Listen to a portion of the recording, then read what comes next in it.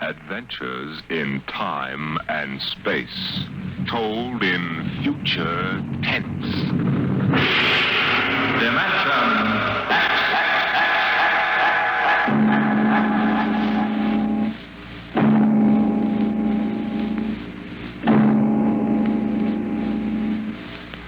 What you will hear transcribed in the next half hour represents either a magnificent hoax or the true explanation of the famous Grimshaws Sanitorium scandal, which made the headlines back in 1947. The manuscript upon which this account is based was removed by the New York State Police from a fountain pen cover found in the doorway to Dr. Grimshaw's study.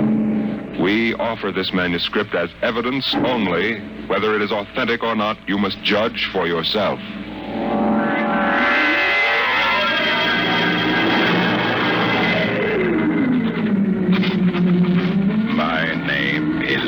John Doherty, Hamilton College, class of 34, member of Theta Alpha. I'm one of those fools who wanted some excitement in life. So instead of going into my father's shoe business, I became a private detective. These are facts. You can check them if you like. The rest of what I write here is so fantastic that I don't expect it to be believed.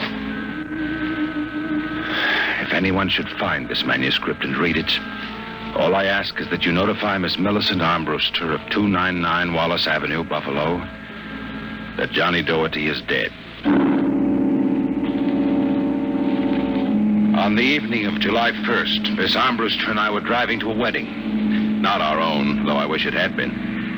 It was Sunday, and in order to avoid traffic, I took the old mill road, single-lane dirt affair that runs past the Gowanda Cemetery. Hey, Johnny, aren't you going too fast? Not for this road. There isn't a thing around except some tombstones. Johnny, the gate to the cemetery. What about it? That hearse. I don't see any... Hey, Johnny, look out! Look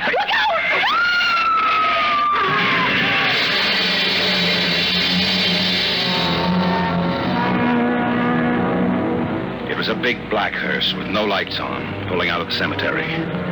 Lucky I had good brakes. We skidded for about 20 feet and slammed into the back of the hearse. The two rear doors buckled and snapped open. It was a freak. A huge oak coffin with brass handles tipped up and began slowly to slide back toward us. Oh, Johnny, look. The coffin is sliding out. Holy mackerel.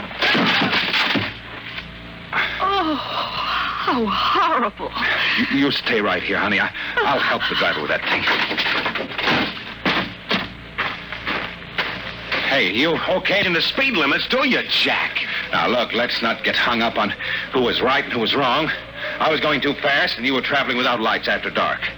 Main thing is, nobody's hurt and no damage done, except for that coffin. And I don't suppose the occupant minds too much. Let's see the driver's license and registration. Right here. John Doherty. Oh, a private eye, huh? You listen to the radio too much, Junior. Now, if you don't mind, who does this joy wagon belong to? Gowanda Funeral Service. It's being rented to Grimshaw. Who? Grimshaw from the private sanatorium. You mind if I ask what you were doing after dark, coming out of a cemetery with a wooden kimono? We're moving one of Grimshaw's patients to a new grave. Uh-huh. Do they always travel like this? Now, look, Hawkshaw, how about skipping the third degree and giving me a hand getting the box back in the wagon, huh? With pleasure. Better screw on the cover again. It's going to slide off. Let's get it in the hearse first. Okay, Junior. You get on that end. Ready? Lift. Just slide it, brother.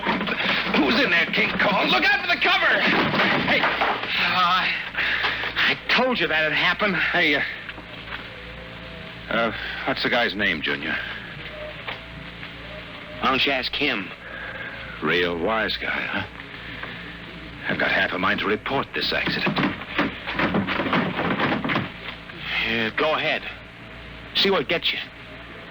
Grimshaw's got a lot of influence around here, mister. A lot of influence. Now, if you'll pardon me, I'll deliver the body.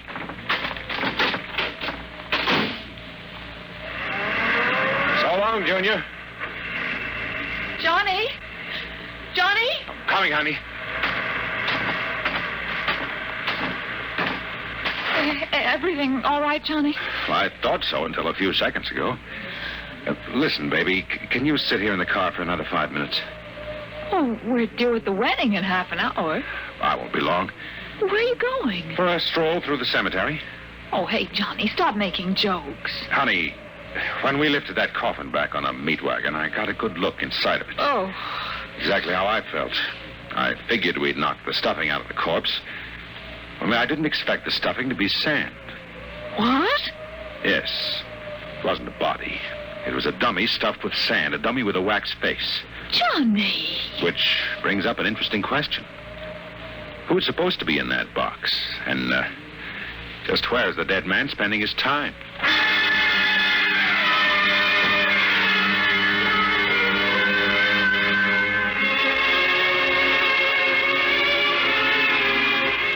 Sometimes in my business, when things drop off, you have to go out and dig up new clients. Well, my next case was a gentleman named Harlan Ward, Sr., the wealthy automobile manufacturer. I had gotten his name off his son's tombstone. Are you trying to tell me, Dorothy, that my son Harlan was never buried at Gowanda Cemetery? Exactly, Mr. Ward. Why? Maybe if you'll tell me the circumstances surrounding your son's death, I can help answer that. My son was a rather impetuous young man, tall, good-looking. After his graduation from Princeton, he began drinking quite heavily. After he got into a couple of scrapes, we sent him to Dr. Grimshaw's Sanitorium in the hope that he could be cured. While my wife and I were in Europe, we received word that he had died. He was buried at Gowanda in our absence. Last week, my wife and I decided to have his body removed to the family vault here at Short Hills. How did your son die, Mr. Ward? Suicide. He slashed his wrists at the sanatorium. You never saw the body? No. We couldn't get back from Europe in time. I see. See here. How do I know this whole thing isn't a plan to fleece me? How do I know that you didn't remove the body yourself? You don't. But you're a rich man, Mr. Ward, and you're perfectly willing to take a chance that I'm on the level and that your son may still be alive. You sound very sure of yourself, Mr. Dorothy. My fee is $2,000 retainer plus expenses. What sort of expenses? However much it costs to take the cure at Dr. Grimshaw's Sanatorium. What do you say, Mr. Ward? All right, Dorothy. My secretary will send you a check in the morning. Good. Oh, one other thing. What's that? I want a photograph of your son, a good one. I think that can be arranged. Look here, Dorothy. If I cooperate, how do I know that you won't run off? I won't guarantee it. On the other hand, I might have to get myself killed on this job. We both take a risk, Mr. Ward.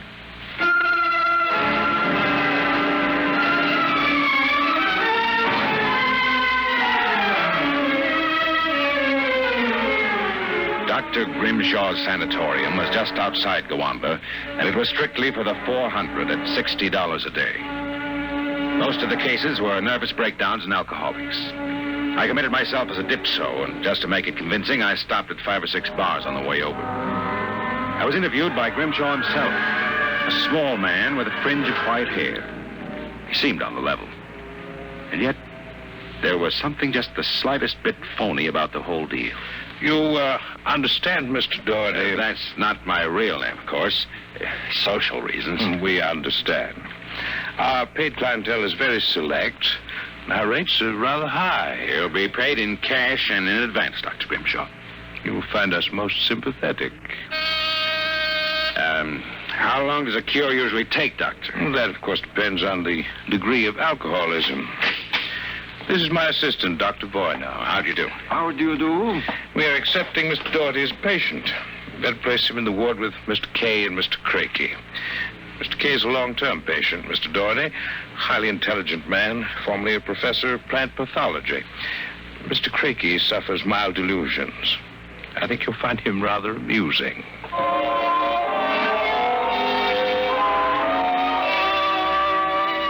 After about 3 days, my roommates, Arthur Kay and Crakey, got used to me, and we even began to play three-handed bridge. Kay was a chronic dope addict, an intelligent, sensitive man. Crakey was nothing but a clown. He kept a big black cat named the Professor, which he talked to as if it were human. And so I said to her, my dear Countess, if you don't like the company of my cat, then you don't like me. She looked at me as if I were insane, but of course the joke was on her because I was. Eh, Professor? Meow. You'll have to forgive Count Crakey, Mr. Doherty. When you've been here as long as I have, you'll get used to him. Do you like cats, Mr. Doherty? I do hope you like cats, since we are to have adjoining rooms. The professor is very sociable and excellent company. Except when he kills birds and deposits them in your bed. He's nothing but a feline murderer, as far as I'm concerned. See, you have insulted him. Come here, Professor. Let's make friends. How about giving me your paw? Hey, touch me, you black devil. You insulted him. You hurt his feelings. Well, keep him away from me. It will be a pleasure.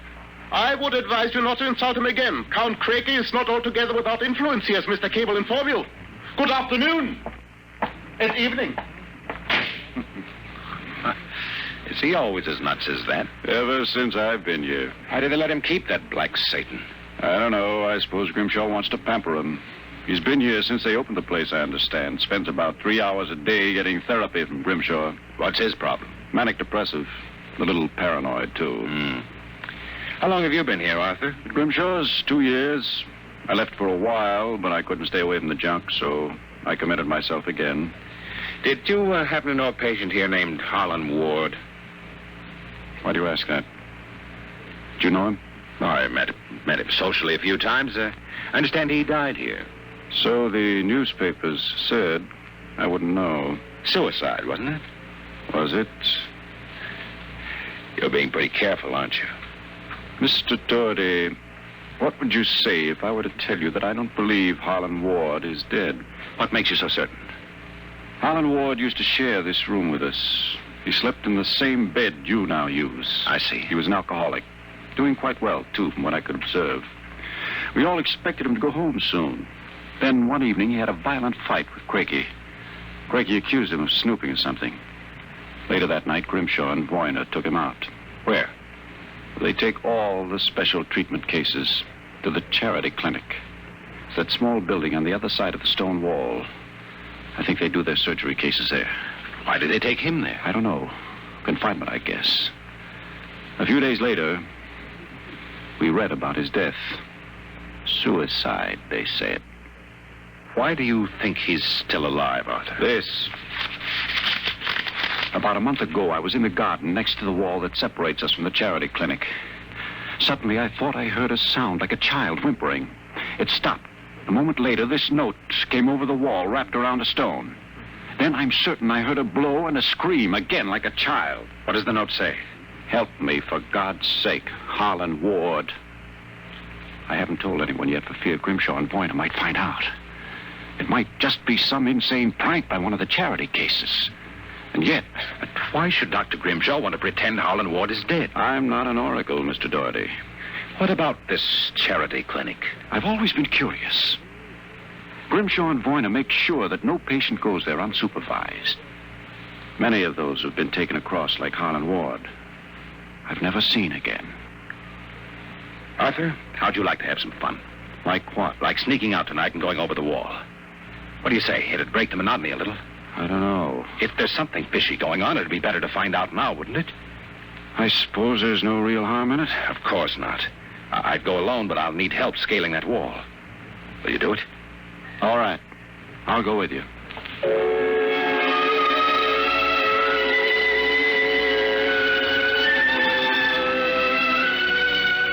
It was shortly after midnight when Kay and I slipped out of the room and made our way out to the garden. Count Crakey was snoring soundly when we left.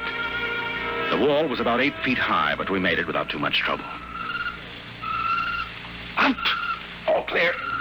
Give me your hand and I'll lift you.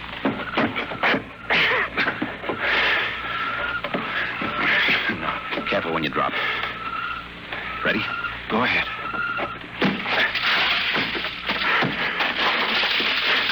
There's a charity building over there. One of the lights in the basement window. Come on. We'll make a run across the driveway and hide in that clump of bushes alongside the building. Ready? All right. Hey, hold it. Drop flat. What's the matter? Let's crawl over toward the window with the light. Maybe we can see something. I suppose you'd best relax. Listen. Take it easy. Sounds like Grimshaw. Much. Let's get closer. You're taking it. Come on now. Can you make out what he's saying? No, from that. Good Lord. What was that? Probably some patient having the DTs. I think it came from that basement window. Let's get over there where I can have a look. Easy. Wouldn't do to get caught now. Just See anything? easy and relax. It's some sort of laboratory. That's right. I can see Grimshaw, Vonnegut, and someone else with its back toward me. If we're still, we may make out what they're saying. Take it quietly. It will be easier. I warn you. Please. It will all be over soon. You won't remember anything. No, I don't want to go. Boy, now give it to him. No. Shut him up, boy, now. Good Lord. What is it? Come on. We've got to get out of here. What did you see? What did they do to that child? Arthur, that wasn't a child. It was a midget. The smallest midget I've ever seen. What were they doing? Trying to give it some sort of injection. When it resisted, Vonnegut knocked it out. Well, what do you suppose they were doing to it? I don't know, Arthur. All I know is that when it fell, it had the face of Harlan Ward.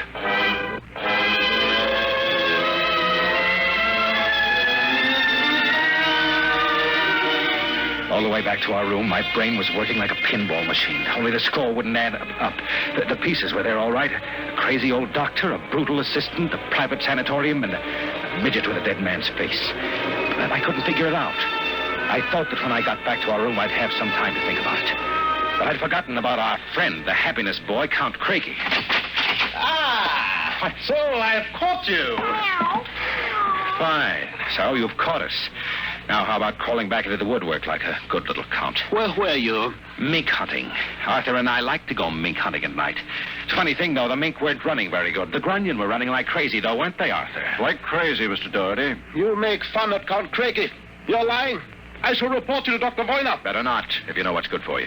So you threaten me. Me, Count Craigie, world champion gymnast and barbell balancer.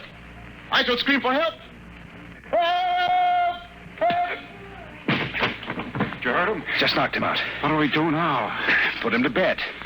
Hope that when he wakes up in the morning, he's forgotten the whole thing. And if he hasn't? They won't take him seriously anyway. I don't think Grimshaw would believe him. Besides which, he doesn't know what we actually were doing.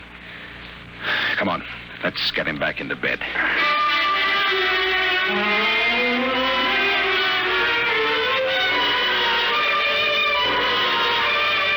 I went to sleep in my own room. And the next thing I felt was the sharp jab of the hypodermic needle in my left arm. I started to struggle, but it was no use. Take it. Vonnegut and another assistant were holding me down. Grimshaw stood over me, the empty needle still in his hand. That's it. Be useless to struggle, Mr. Doherty.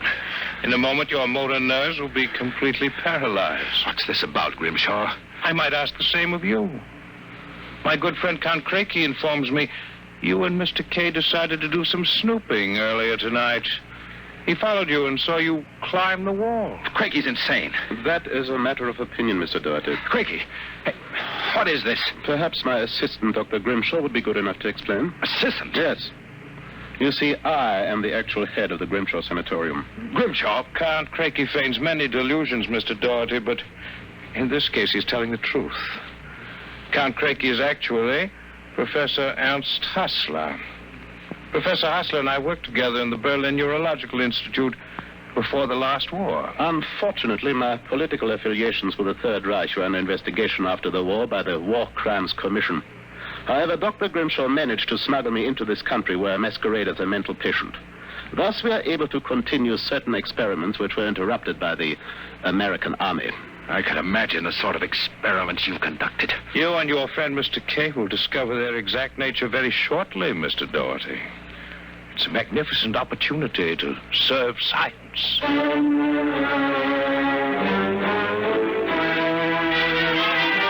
Then I passed out. And the next thing I knew, I was coming to in a different room. I guessed it was somewhere in the charity building because of the angle of the sun through the windows. They had me in a straitjacket and kept doping me until I lost count of time. I don't know how long it kept up. I remember one day being wheeled along a corridor into an operating room and hearing the voices of Vonnegut, Grimshaw, and Craigie as if from a great distance. Pituitrin. 4 cc's. 4 cc's. How are the measurements? Reducing rapidly. We'll operate at once. Have Warner start the anesthesia. All right, Doctor. Commence.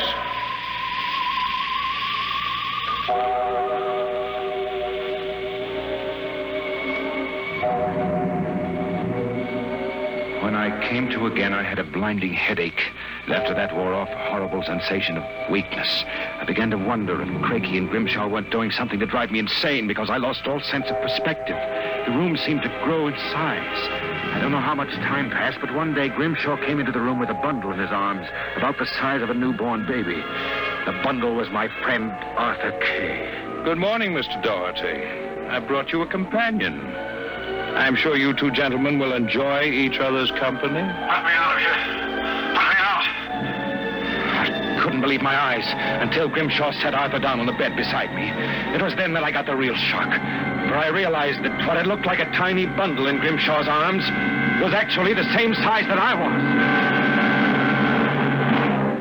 Then, for the first time, I began to understand what was happening to us. Arthur Kay and I were being made into midgets. We got the full explanation next morning when the eminent Professor Hassler, alias Count Crakey, came in to gloat over us. Allow me to congratulate you, gentlemen. How are you feeling? You stinking monster. Oh, I'm disappointed, gentlemen. Do you not feel privileged to be a part of an experiment that will place me at the very top rank of the world's endocrinologists? What are you doing to us? It has been long established, gentlemen, that dwarfism and giantism result from injury to or malfunction of the pituitary and thyroid glands. The interlock between these glands was thought to be a hormone. I have discovered that this was incorrect. It is an enzyme I isolated some years ago. I was well on the way to synthesis in Germany when the surrender interrupted me. The interruption also limited the number and type of subjects on whom I could experiment. I was forced to find others. Such as Harlan Ward. Mr. Ward was only a control experiment. And now you've done the same to us. No, gentlemen. For you, I have reserved a special privilege. You, gentlemen, will be the first to test the full effects of the enzyme. In short, I intend that you, Mr. Kay, and you, Mr. Doherty, when the experiment is completed, will emerge as perfectly healthy, normal individuals. Except, of course, that you will be only 5 inches tall.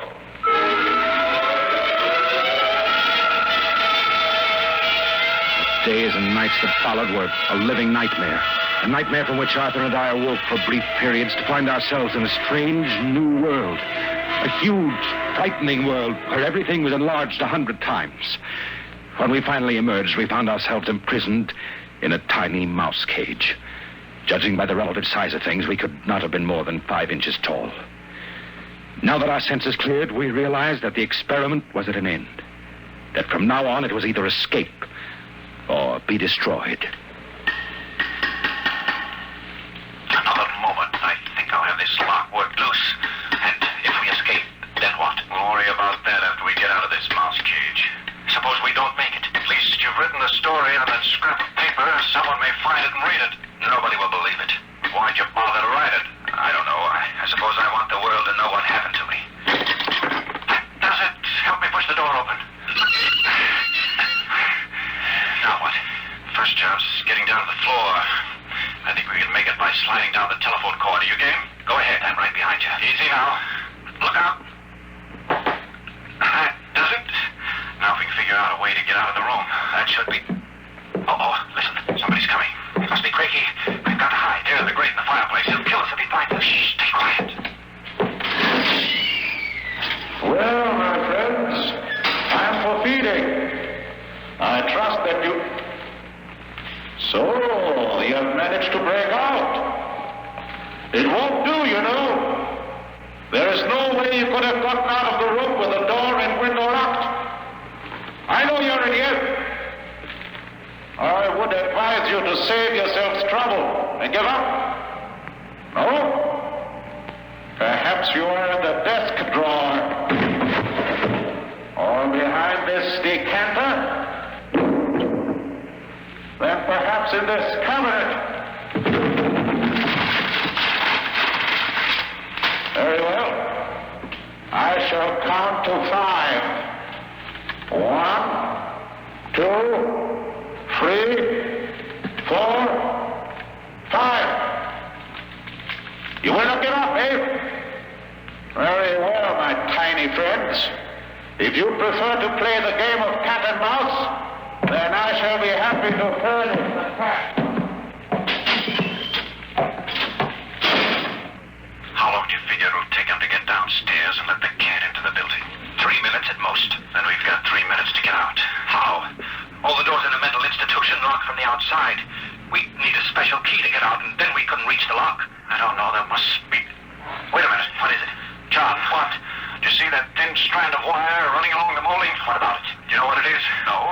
It's the automatic fire alarm. What about it? When the alarm is tripped by a fire, all the locks are sprung so that the patients can escape in their rooms. Are you certain? Positive. This door is part of the system. If I can work the insulation off that wire and short it before Craigie lets the cat in the building, let's go. Here's a tiny sliver of steel in the cage on the floor. I'll work with that. You keep it near to the door. Go ahead. This insulation is tough as rawhide. How much time is there? Not much. This stuff here. Let me help. What was that? What? I thought I heard a door slam. Mikey couldn't be back so soon. Hurry up, Arthur, for God's sake. Stand away. I'm going to short it. Ready? Okay. We made it. There goes the door. Come on, we'll make a run for it down the hall. If we can get to the garden, we've got a chance. I smell smoke. The short may have actually started the fire. Come on. Oh, wait a minute. What's up? I have to go back. The manuscript. Don't be a fool. There's no time. Come on. You go ahead. I'll catch up. Hurry up. I'll wait in the hall. Only a second.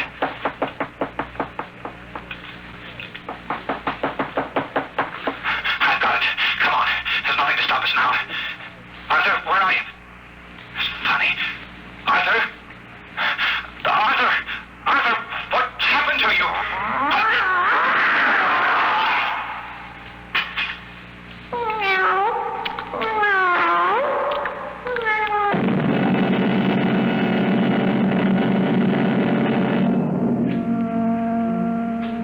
This is the record found in a fountain pen cover in the burned-down hallway of Grimshaws Sanatorium. There's nothing to add, except that the fire which destroyed the sanatorium and killed so many of its occupants, including Dr. Grimshaw and Dr. Voyna, was definitely of incendiary origin. It is believed by the fire chief that some small creature, either a mouse or possibly a cat, chewed the insulation off the wire and short-circuited the system.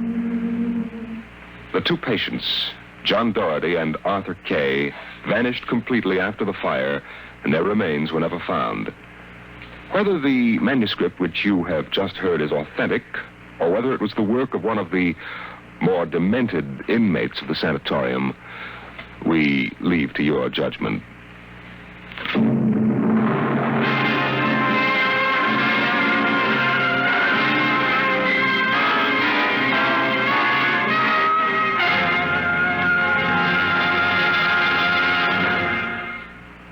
You have just heard another adventure into the unknown world of the future. The world of Dimension X.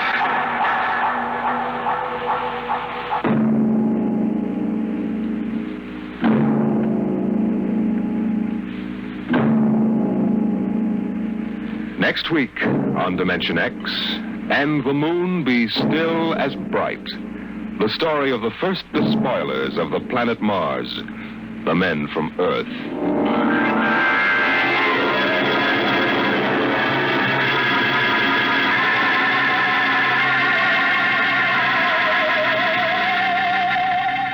Tonight, Dimension X has transcribed Dr. Grimshaw's Sanatorium. Adapted for radio by George Lefferts from an original short story by Fletcher Pratt. Featured in the cast were Carl Weber as John Doherty and Roger DeKoven as Arthur Kay. Your narrator was Norman Rose. Music by Albert Berman. Engineer Bill Chambers. Dimension X is directed by Edward King.